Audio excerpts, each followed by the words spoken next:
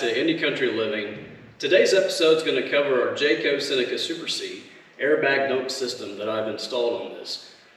And our airbag dump system doesn't really function the way I feel like it needs to. We have the equalizer leveling system, and the way that works is when we want to pull up to a campsite, we would back in and then we would hit our equalizer button, and that would actually lower the jacks, level the coach. But what happens is that when I hit the equalizer button, the front jacks deploy first. Well, while the airbag is still inflated on the rear, it's really tall, so the front jacks will come down, and they're trying to overcompensate, and they will actually lift the whole front end off the pavement. But we don't want that. We don't want that twisting. We don't want the wheels up in the air, especially with the cab and the separation issue on the motor coach itself. So I have installed a manual switch dump valve just for the airbag. So when I back up, then I can have a way to lower the back down before we even try to level the coach. I also have a manual dump valve system that's in one of the bays, and we'll cover that. But today's real topic is going to be about the motion control units from Super Steer. I had these mounted on our Class A diesel pusher, and we never really got to use them, so we don't really know what that motion control unit system felt like, but that was a four-corner airbag system, so it had a lot of rocking back and forth, especially during transitions, maybe on like a curb or going into a gas station, or things that had just an uneven transition. We're going to cover today, we're going to cover the installation of the airbag dump. We're going to cover the timing, which I think is important. Some people may not care. I'm actually curious, but we're going to do a timing of what it takes to inflate the bags, deflate the bags without the motion control units. And then we're going to install the motion control units, and we're going to do the exact same thing. Inflate the bag, deflate the bag, do a time test. The motion control units that we will be using today is the Super Steer SSE 5065 MCUs. That is to cover a 3/8 inch line. They are bi-directional, and I thought at one time that maybe they used to make them directional, but I can't remember. So that was kind of my whole reasoning for, let's see what happens when we inflate, deflate, see if there's a huge time difference between the inflate, deflate with them on or with them off. So we're going to cover that. To start with, let's go ahead. We are in the dumped position right now. So I'm going to start the vehicle. We're going to time that airbag fill, and then we're going to deflate using the manual switch on the dash, and then see how long it takes to deflate the airbags. So we're going to do it both ways. Let's get started. We're going to fill these airbags and time it and see how long it takes.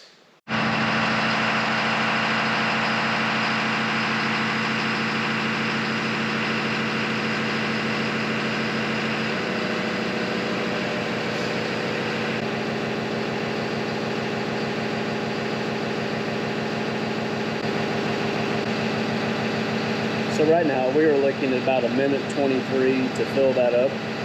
So now let's use the dump switch on the dash, and we will see how long it takes to dump.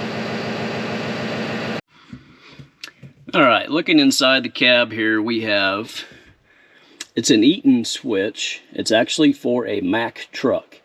One of the things that I wanted to be sure is that this Eaton switch matches all my other switches. So we have all Eaton switches, right?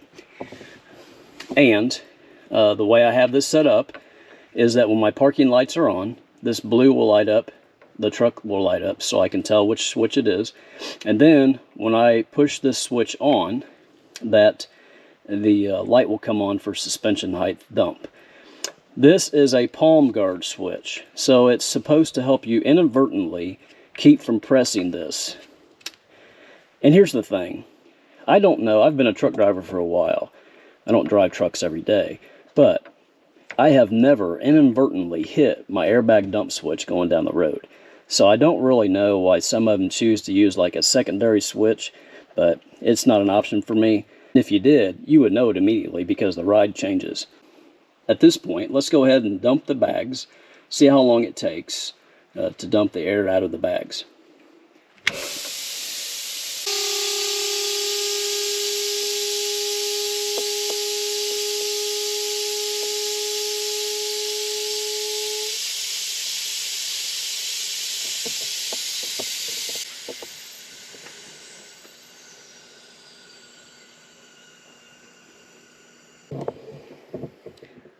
So about 41 seconds, almost 42 seconds. Go back in here and turn this off. A lot of the bigger trucks will use air dump switches, so they're actually air controlled. This will be DC controlled from your battery. And so when you are finished, you will need to make sure you turn this off, because you will always put power to the solenoids. So make sure you turn this off. That's probably why some of the guys are using secondary momentary switches, because they don't have to worry about it. But once this is off, no worries. So what we're going to do now is I'm going to crawl underneath. We're going to show you the step-by-step process of how to mount this solenoid system, as well as the switch, the wire routing that we took. And then I'm going to have some photos pop up of what it was like inside that dash. And then I actually marked all my wires. And then also as well, the equalizer system, I probably won't pull that off. I know that for this one has to have the purple and the gray wire, because it does dump the valves when you use the equalizer system. The problem with using the equalizer system to dump the air out of the rear airbags is the fact that it doesn't fully dump the air. And this, you can see that it has fully dumped the air out of here. It's squatting pretty good. Also, I want to take a look at the manual system that I have and show you what that looks like. So I have a reserve. If for some reason my solenoids fail, I can use the reserve as well. So with that being said, I think let's do the manual valves first. I'll show you what those look like, and then we'll crawl underneath. So what you're looking at right now is the two manual valves for dumping the air out of the airbags. Obviously, one is one side and one is the other. It works great, but you have to get out of the cab to do it. So if it's raining, I'm telling you, the switch is the best way to go to be able to dump the airbag from inside the cab. So we have a solenoid for the driver's side, passenger side, and then we have flow control valve. And then I also have installed quarter turn valves, just in case these things were to start leaking, I can shut those off. So I mounted the solenoids to this 4" by 4" quarter-inch thick aluminum angle. It is 12 inches in length, and there are 2 bolts in this cross member right behind the airbags that are existing.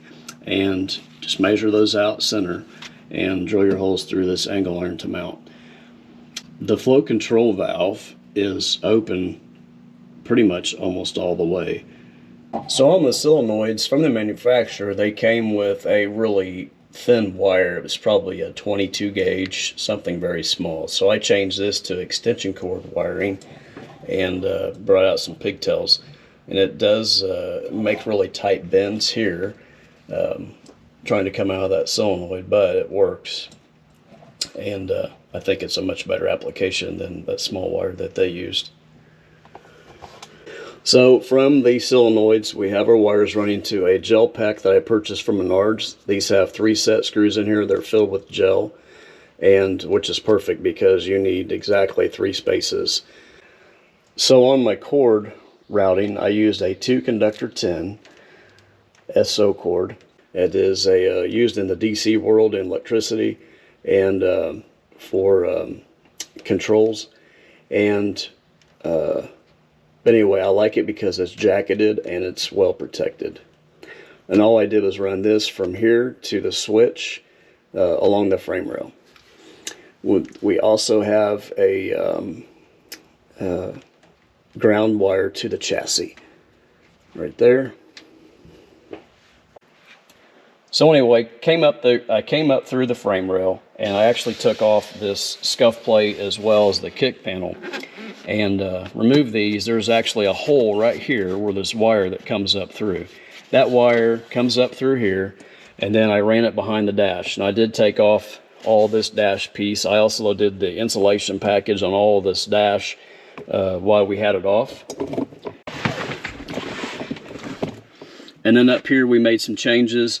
I moved the window switch from over here to over here, as well as I moved the DPF regen switch over here, which was over here, which I thought was kind of odd. I thought it was important to kind of keep all the engine stuff over here and then keep everything else kind of over here. Cut this out for this switch, and obviously now we have a switch that's functional for air dump system. From the airbag dump switch, I ran this red 12 gauge wire that is labeled air dump switch 20 amp. It's on an inline 20 amp fuse. So you will need to do that. And I actually ran that to the chassis battery, not the house battery, which is what I had initially labeled.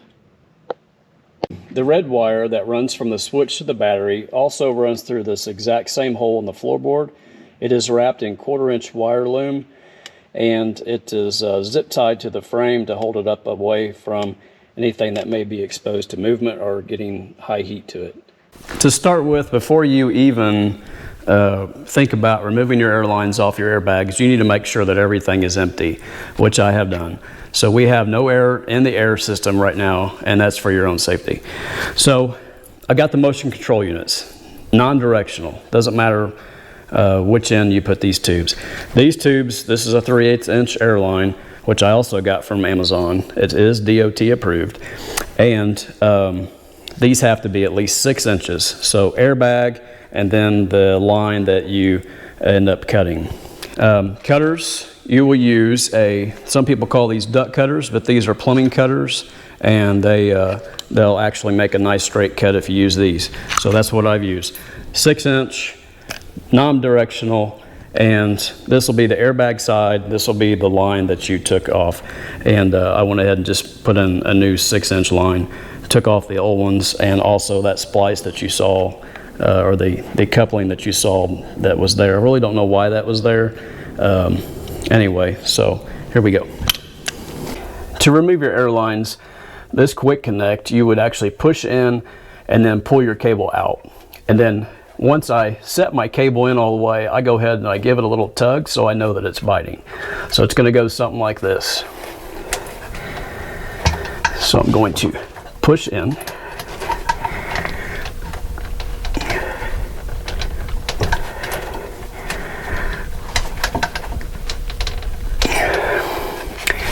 And then you can see my old airline. This actually was used to make the manual valves. Anyway, so now we've got our motion control unit is now connected to the airbags. And then once we get these installed, we will check for air leaks. I have the motion control units 6 inches away from the airbag. And then from there, that line that goes back to the coach will go to this T, which the blue line that you see, the 3/8 inch blue line, goes back to the solenoid that I just installed for the airbag dump. The left air line that you see goes to the airbag.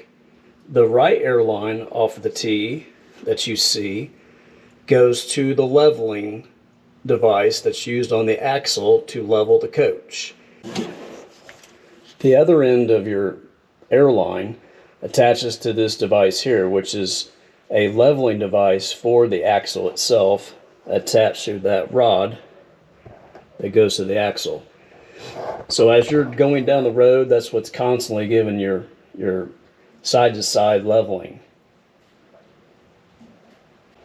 And the motion control units will take the abruptness out of that side-to-side shift. Same thing on this side. You're going to push that line in.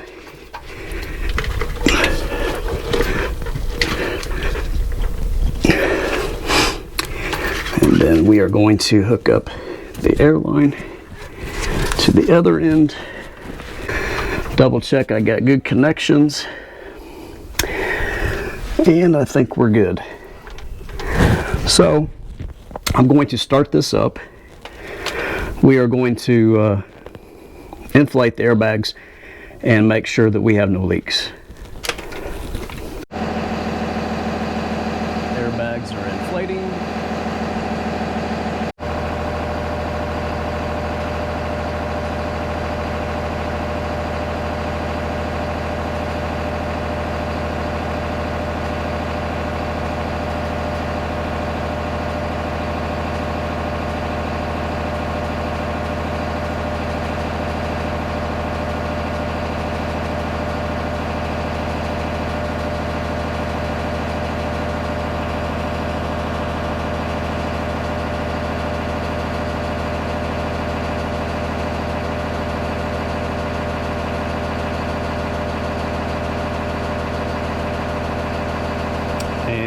inflated. All right, so we have the motion control units installed and we have no air leaks. So now we're going to do a time test on the air dump and see with the motion control units how much more time that we actually increased it, because I'm sure it's going to slow it down some. So let's go ahead and do a time test on the air dump. Okay, so we are going to start the dump right now.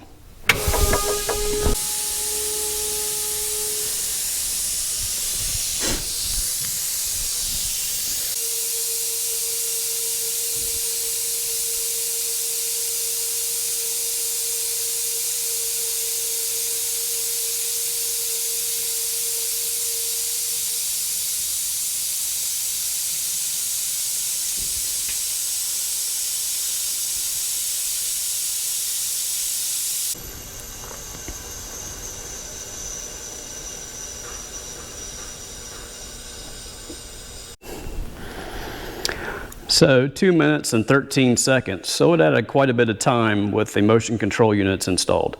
So now we are going to inflate this. So I'm going to start the truck up and we're going to do a time inflate and see how much it's changed.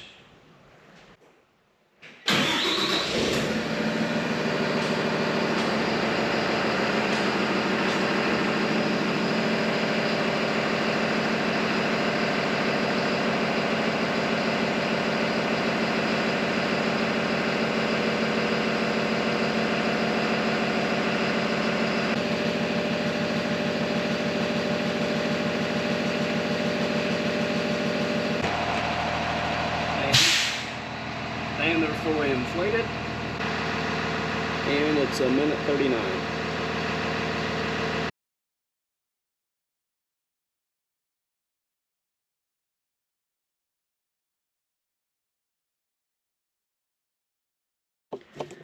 All right, so one of the things that I thought might be important for you to see would be a diagram of the switch itself. So you can see here that this dump solenoid, which will actually come from your solenoids at the rear, and then you jump these two with a jumper.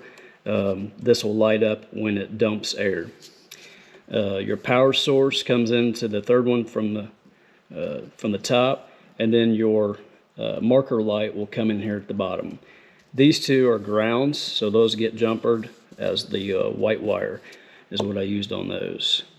So hopefully that will help you.